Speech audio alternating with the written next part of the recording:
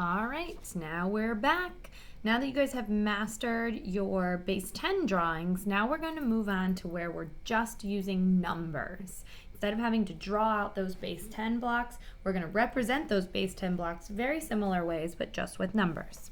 So if I'm doing 7 times 2,312, I'm going to take my 7 and put 7 ones, and then I'm going to break apart my 2,000 into 2,000s, 300 into 3 100s, 10 into 10, and my 2 into 2 1s.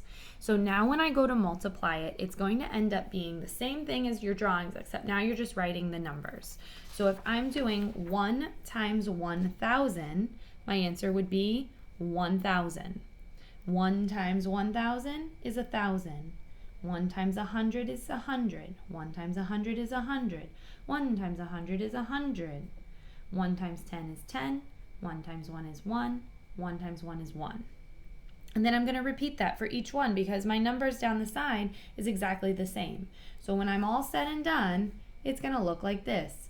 Holy moly, that's a lot of numbers. So now I need to find my product. So I'm going to add my like place values together. So I'm going to start with my thousands. So I have 1, 2, 3, 4, 5, 6, 7, 8, 9, 10, 11, 12, 13, 14,000. Make sure you write that correctly. 14,000 would look like this. Okay? So what I'm saying right now is this 7 ones times the 2,000 is 14,000. Then I'm going to add all my hundreds. I have 1, 2, 3, 4, 5, 6, 7, 8, 9, 10, 11, 12, 13, 14, 15, 16, 17, 18, 19, 20, 21 hundreds. Okay, think about your regroup and rename. 21 hundreds is 2,100. 2,100. Very good. Then I'm going to do my tens. 10, 20, 30, 40, 50, 60, 70. And finally my my ones. 1, 2, 3, 4, 5, 6, 7, 8, 9, 10, 11, 12, 13, 14. And there's my 14. And when I add those numbers all up, I'm going to get 16,184.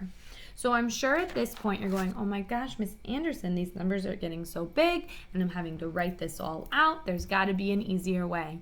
And that's going to be our next step. But I want you to try the way that I just showed you for this problem. 3 times 1,345.